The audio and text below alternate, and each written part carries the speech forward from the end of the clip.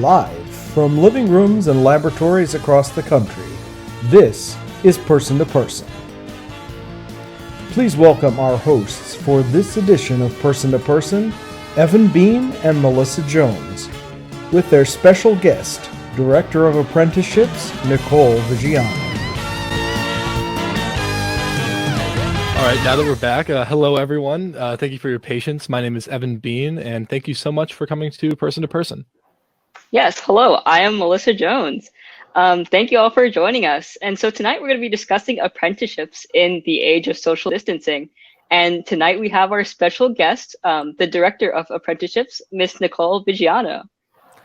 We just really like to thank Miss Vigiano for coming with us this evening, or whenever you're watching this now. Miss Vigiano, would you please tell us a bit about yourself and your position within AOP? Sure, Evan. Thank you so much for having me. So my name is Nicole Vigiano, and I'm the Director of EOP Apprenticeships with the Rochester Institute of Technology. Last year, RIT, we're located in Western New York in Rochester. RIT took over the direction of apprenticeships with the AEOP. I actually just started at the end of March, so I'm relatively new to the role, although I do have about 20 years of experience in running and directing programs similar to this. So we've really hit the ground running, and we've, kind of gotten ourselves up and running to launch our summer programs. Obviously, with everything that's happened in the last few months, our summer programs have been a challenge. So we've really kind of hit the ground running and trial by fire, but it's been quite an experience. My role overall is the day-to-day operations of the apprenticeship program. I have a program coordinator who works with the apprentices. My primary role, other than the day-to-day oversight of the program, is I'm the point of contact for our lab coordinators and our mentors. So I work directly with the labs and the folks who are providing mentorship and oversight in the labs. Awesome. Yeah, that sounds like a very amazing position. Thank you for all that you've been doing. Yeah. So I see that you've got some information here prepared for us to share with our viewers. So let's get started. Miss Vigiano, the forum is all yours. Perfect. All right. So we're going to talk a little bit about apprenticeship programs and give an overview of all of our programs. We have several different programs for both undergraduate college students and high school students. Our CQL programs, College Qualified Leaders, is for undergraduate students, and it matches qualified undergrad students in STEM-based research at Army and DoD labs. So these are these programs all over the country are students who will be working side by side with Army and DoD scientists in Army labs. And there actually is a slide missing, and I apologize for that. There is a companion program for CQL called SEAP, Science Engineering Apprenticeship Program. That's for high school students as well. Also takes place in Army and DoD labs. Our HSAP program is our partner program that's run through the Army Research Office. HSAP is for 11th and 12th graders.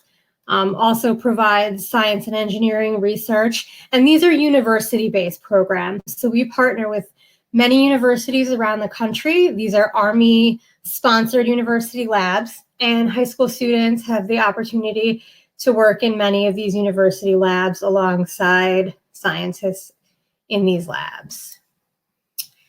The REAP program, now SEAP, CQL, and HSAP programs all run either school academic year and or summer. Our REAP program, which is Research Engineering Apprenticeship Program for high school students, these are also university-based programs. REAP is the summer program. It's a 5 to 8 week, so 200 to 300 hour program that's for summer. And that's many of our programs right now that are running our REAP. URAP is the kind of the companion program to HSAP. This is another Army research program that takes place in university-based labs, and this is for undergraduate students as well, and also can be academic year or summer. So obviously, COVID-19 has presented significant challenges for our apprenticeship programs. Our school year programs were basically coming upon spring break when a lot of the shutdowns happened, and that, posed some challenges for finishing out the academic year. And, we've faced some challenges getting up and running for our summer programs. Obviously, closures and deadlines have been the biggest barriers. For summer, the decision whether to host apprentices was really up to the individual facilities. Many universities did not allow research apprentices on site, as some of the Army labs were unable to as well.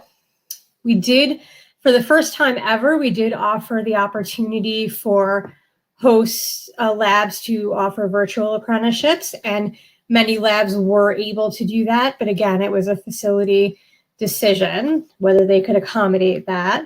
So at this point, some labs have closed, many have gone virtual, and we still have a few that are deciding. They're hoping maybe as things start to open up that they'll be able to get apprentices back on campus, or they're seeing, what they can do. We have some labs who have started their apprentices as virtual with hopes that they can move them back on campus maybe a little bit later in the summer.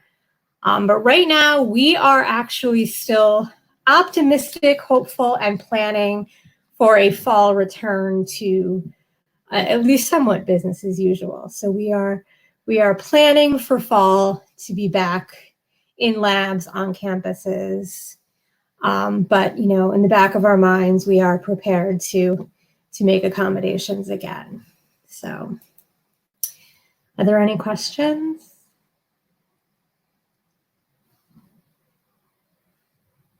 So it looks like so far we have no questions from the audience that we've been reported yet. That may change soon, though. We do have some prepared questions for you, so I'll jump into the first one. So you've somewhat addressed this already, but where can you go to find what sites are still hosting AEOP? You mentioned some are, deciding right now, some are completely virtual. Is there a resource where you can find out which are completely online and which are still potentially in person? Yep. Everything is on our website, usaeop.com. So we update that about weekly, with what sites have closed.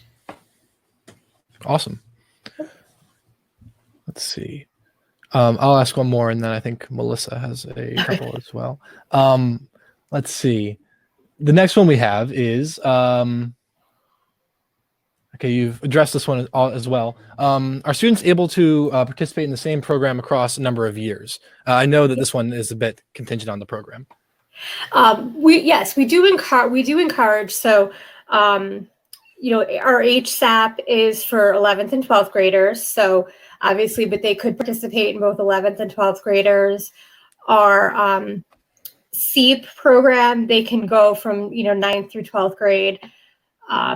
And then, we do also encourage, students to transition from high school to undergraduate programs as well. So, yes, we do encourage students to kind of follow the continuum of AEOP programs. Awesome. So it's clearly been like a really difficult past couple of months for students and their families. And like you're mentioning, all of these interruptions to universities and applications and job searches. So I guess with all of this in mind, how would you advise students to continue developing their scientific curiosity, even during this time where social distancing is preventing a lot of those in-class and lab exposures? Right. So, I think obviously if you can find some sort of virtual either internship or apprenticeship experience, I would definitely encourage people to do that. But I think we're seeing more and more opportunities come online. I'm seeing a lot of citizen science resources come online. And actually, I found today 2 really great websites, sciencestarter.org. I think it's scistarter.org. They have some, it's kind of a clearinghouse for a lot of citizen science projects that are happening. And then full steam MIT. MIT is kind of doing another sort of clearinghouse where they're gathering a lot of STEM research projects for folks to become involved in. And they're a great resource. Even us at RIT use MIT a lot for STEM resources. So I think those are two great resources for people who are interested in pursuing research while they can't actually be in a lab. So. Thank you. Yeah, that definitely sounds very helpful. I guess, so for the students who have already applied to these programs and apprenticeships, but their program was canceled, how would you suggest them list the acceptance on their resume? Are there any next steps they should to, I guess, continue going down this avenue, maybe to intern with them in the future? Do you have any advice for those students? I mean, first and foremost, I think if you were accepted into one of our AEOP programs and your program was canceled, I would definitely encourage you to do it again. I mean, we would absolutely take that into consideration. If you were already accepted once, we would certainly look at that. In terms of listing it on a resume, I absolutely would. And how I would put it, so let's say you were accepted into the REAP program for summer. I would say, AEOP Research and Engineering Program, selected summer of 2020, deferred due to COVID-19. At this point, there is not going to be anyone who is not going to understand what that means. Right. You know what I mean? You have to be living under a bubble to not kind of get what that meant. And you could certainly explain it in an interview that you were accepted into this program and the program had to be deferred due to precautions of COVID. So I would definitely list it, and that's how I would do it. And just say, I'm deferred due to COVID-19. And I think pretty much anyone would understand. Thank you. That's definitely very helpful. I guess I have one more question. Sure.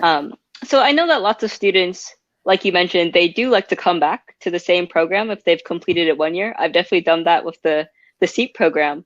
And I'm wondering if AEOP apprenticeships could lead directly to a job in the similar fashion.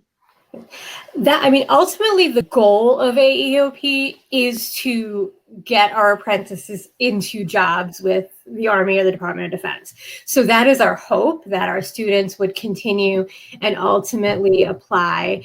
And one of the things that RIT is doing that's kind of different from what's been done in the past is we're going to be adding a career development piece to the apprenticeship program. And that will be coming sort of late summer, early fall.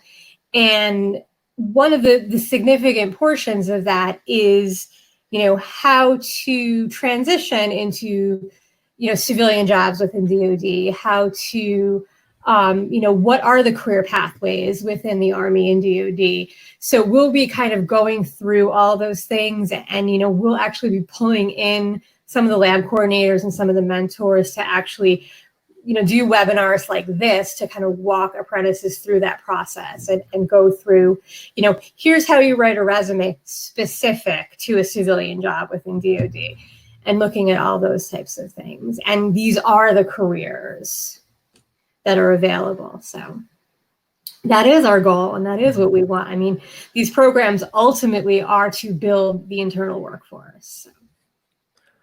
So. We have a really great kind of marketing question from the audience now. The question is, why would you encourage students to participate in AOP, either through the apprenticeships or some of the other programs that we have to offer? Well, I think, first of all, I think you're receiving a research opportunity that's on the cutting edge.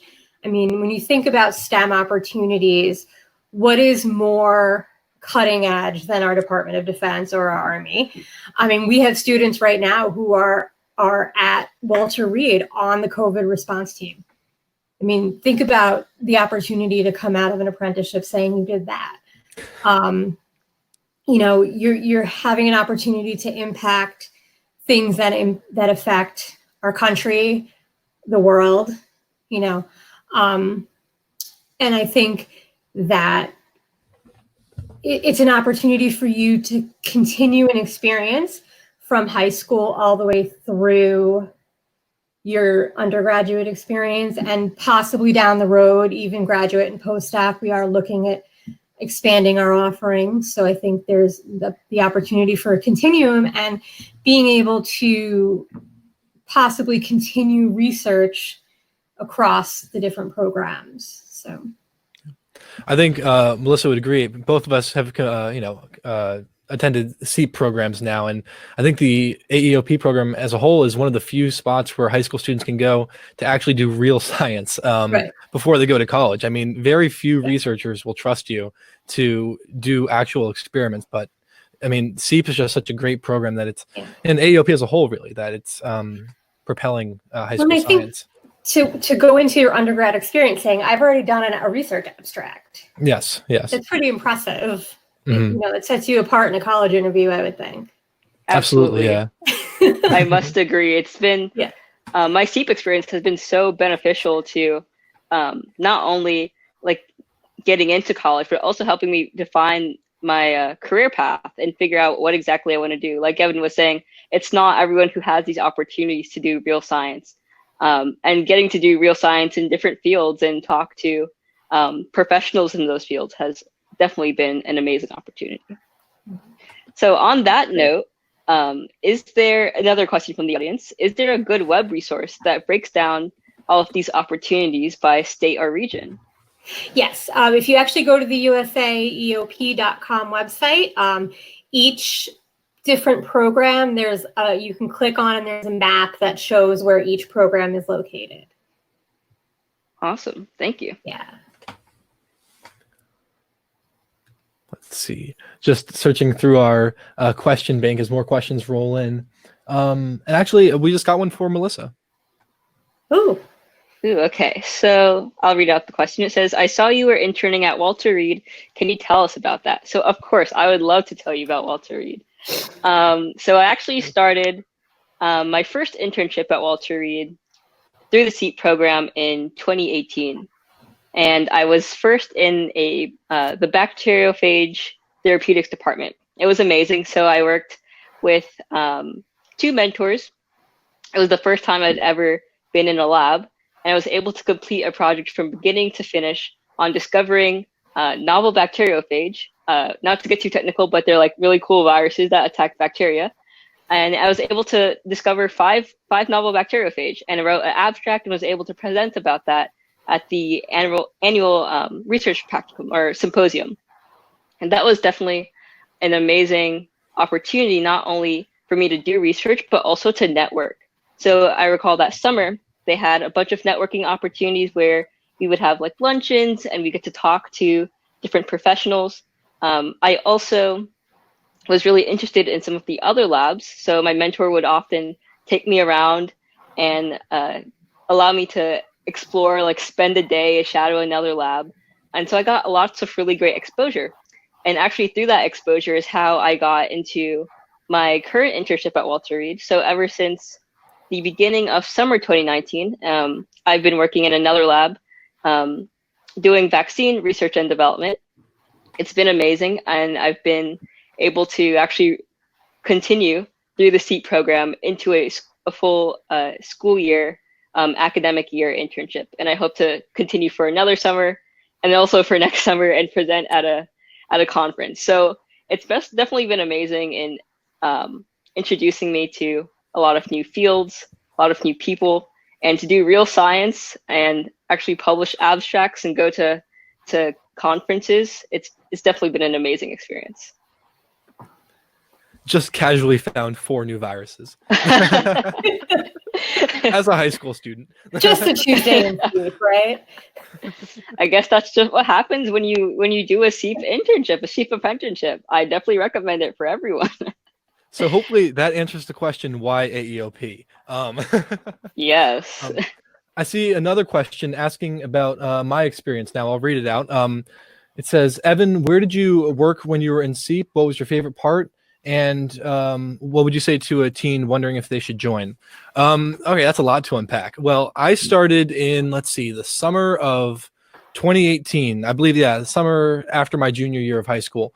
I was working at the Army Medical Research Institute for Chemical Defense, which focuses primarily on treating nerve agent exposure. They do some other things related to mostly chemical toxins and creating a response to exposure. So my junior into senior year, my first year, I was doing a lot of work on computer simulations, trying to model different chemical reactions. At the end of the day, it was punching a lot of numbers into computers for a very long time, but it was really fulfilling because at the end, we were able to that year produce a few different new reaction schemes on how novel reactivators of the human enzyme acetylcholinesterase could work.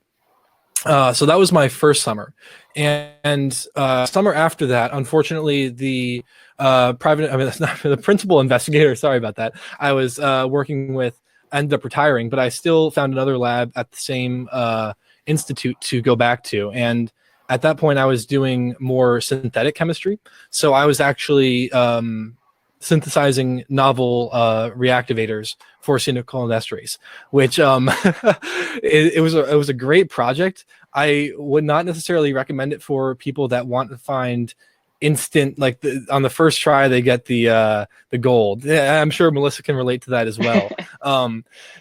Often in synthetic chemistry, you end up creating like 100 different potential hits and none of them work. I was lucky to find one that kind of worked amongst the 20 that I made, and that one's, I believe, still in development right now. I think my favorite part as a whole was I got to learn a whole bunch of science that they don't teach in school, and you use a lot of different equipment that I got to use. It's called an NMR. It's a very expensive piece of equipment that can tell you with great precision what molecule you're looking at in the sample. And one of those would generally run a couple $100,000. And I got to use that like every Friday. So I think that was my favorite part, just getting to use these incredible pieces of equipment and learning a ton of science along the way. And why, let's see, what does it say? What would you say to a teen wondering if they should join? You get to use a ton of great science equipment and you learn a ton of great skills. At the same time, in my synthetic lab, there were days where, you're mixing a lot of chemicals together. Not all of them are fun to play with. So there were days where I had to go quickly wash off my hands before they burned. But as a whole, it's a really, really great program. You get to do just a variety of different things every day. And at the end of whatever it is, your summer, or in like Melissa's case, now going on multiple years, you get this, an end product that you're really proud of and that you can put your name to. Yeah, I think you made lots of really good points. I just like to emphasize, like you were saying, you could go through like multiple weeks and none of your reactions work. Nothing goes as planned. But I think that in itself is a really useful experience, because it's not really in a lot of realms in life where you're able to like work on something, have it fail, and have that be okay. So I think that's definitely a really amazing thing where you go in and you're doing science. So the failure is inevitable. And it's actually applauded because that shows that you've been like learning and trying new things. So I think that's definitely been a really helpful space for me to, I guess, like, grow in that way. But that's an authentic research experience, though. Research never works the first time. Right. So that's really what an experience is. Yeah, if you publish any kind of article with zero error, there's going to be a lot of skepticism there. It looks like we have two more questions rolling in, two very different questions. So I'll just go through them in order. This one is for Ms. Vigiano. You mentioned some apprenticeships went virtual. With a limited number of areas, do you anticipate promoting virtual apprenticeships more, or let's see. So in general, there to be more virtual participation in apprenticeships moving forward, even after the shutdowns and pandemic has ended. I think it is our hope to go back to lab-based programs. I think, from an experience standpoint, it's the best case scenario for our apprentices. But I think as the summer winds up and we get the feedback and see how these went, we'll reassess at that point and perhaps, see if we could be open to it. We did this because we decided that having the opportunity to do the apprenticeships was more important than not having them and just saying we'll cancel them. So while I think, for the sake of the experience, the in-person apprenticeships would be more valuable at the end of the summer when we get the assessments and the abstracts and see how things go, there could be conversations about, is this a viable option, which may give apprentices who don't live near sites some opportunities as well. So we could be looking at it. Unfortunately, I don't know the answer to that right now. Right. And I think, another important note on that is, even aside from the apprenticeship opportunities we have, AEOP also has a bunch of virtual opportunities like eCyber Mission that you can still get involved online if it's not an apprenticeship. Right. And Melissa, I think there's a question for you now in the chat. All right, let's see. Regarding the travel award. Is that okay? Okay. So yeah, I'll read out the question. I've heard that AEOP also has a travel award that apprentices can request to attend conferences to present their work. Where can I find more information on this? So yeah, I do also, I've heard about this travel award. I am not getting this specific award for my travel because it's actually being funded by my lab. But I do know that this is available. I believe, you can correct me if I'm wrong, Ms. Vigiano, but also by going to the AEOP website, there should be more information on the specifics of that award and also how you apply. Yes, that's correct. Awesome. Oh, okay. Here's one more question for you, Ms. Vigiano. It says, I am unsure about my capabilities and my past experience. How could you suggest I go about applying for an apprenticeship? Do you have to be a perfect student to be selected? No, you don't have to be a perfect student. I think each lab has their own kind of expectations or their own parameters for what they're looking for in a student. But we would certainly recommend anyone with an interest in STEM to apply. And we would certainly help anyone go through the process. And if someone was not selected, we could certainly make recommendations on things you could do, either in your school or extracurricular activities to help you in the future become selected. Another one for Ms. Vigiano. What is the general range of opportunities? That is, what are some of the specific areas that apprenticeships are offered in?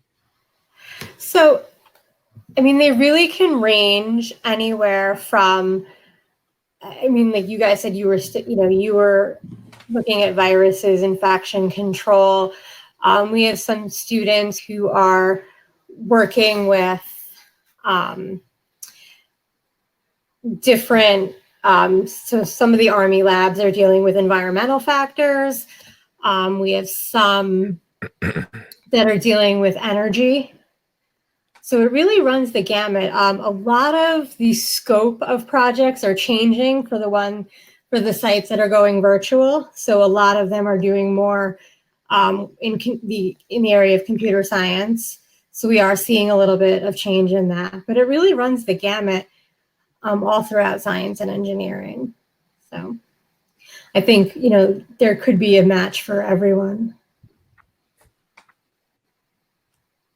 Awesome. I think there's one more question. It says, are there any awards that can pay apprentices to live on or near their site if they live further away? If not, do you know of any scholarships that could help? There are no residency stipends for this. You receive a stipend, but it's just for your work. And AEOP does not provide any scholarships. I don't know about private. You would probably want to check either through your school or maybe some local area organizations, but not through AEOP.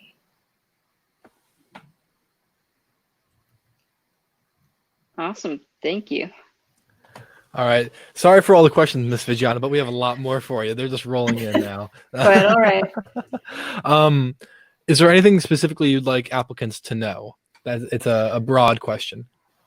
Yeah, I think the main thing is, put the care into your application. You apply through the AEOP site. I would say take the time with the application and really try to include as much as you can. Unfortunately, we do see some applications that get passed on because there just isn't a lot of information in them. So I would say, and I would also want applicants to know that, especially, coming this fall too, if things are not, if some campuses are not back to normal, there may be delays in the selection process. So, we check the website, we will put out communications as soon as we can.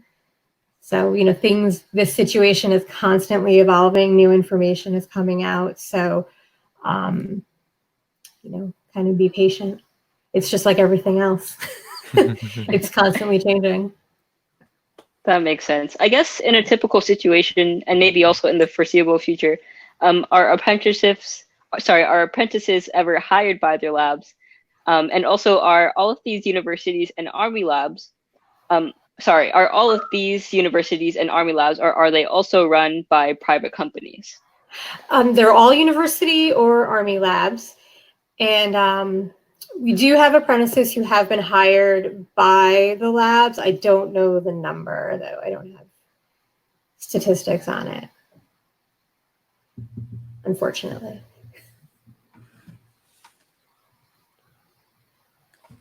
All right. Right.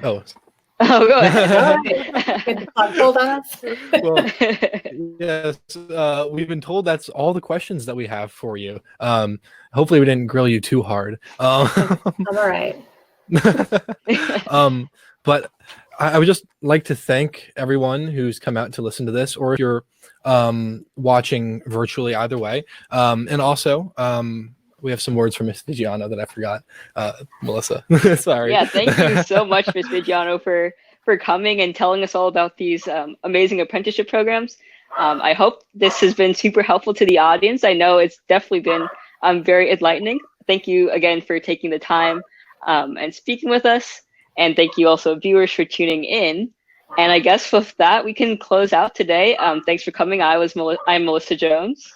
And I'm Evan Bean. And before we end this, we are inviting you to the rest of this series that will be continuing into the summer. So feel free to join in. All right. Thank you. Good night. Good night.